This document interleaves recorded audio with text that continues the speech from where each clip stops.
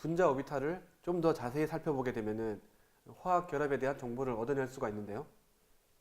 우선 살펴볼 것이 오비탈의 대칭성입니다.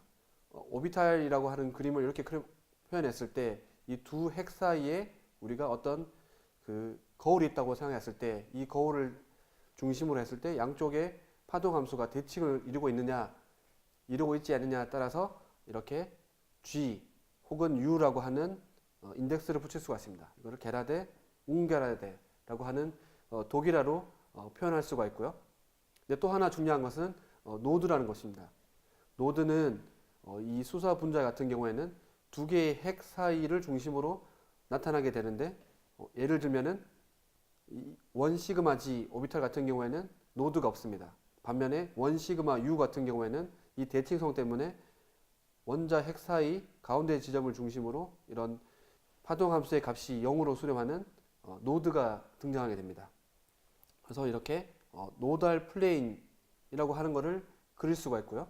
이런 노드가 어디에 위치해 있냐에 따라서 결합 오비탈 혹은 반결합 오비탈로 분류할 수 있고, 결합 오비탈의 특징은 두 원자 사이에 높은 전자 밀도를 가지고 있습니다. 예를 들면 시그마 G 같은 경우에는 파동 함수가 이 두 개의 원자 핵 사이 중심에서 가장 큰 값을 가지게 되고, 다시 말해서 이 두 개의 원자 핵 사이에서 전자를 발견할 확률이 가장 높다는 것을 의미합니다.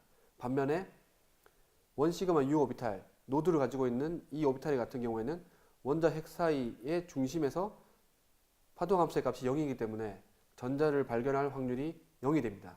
따라서 이러한 전자 분포를 가지고 있을 때 에너지 값이 높다는 것을 예상할 수 있고, 반면에 이러한 분포를 가지고 있을 때 에너지가 낮다는 것을 알 수가 있습니다.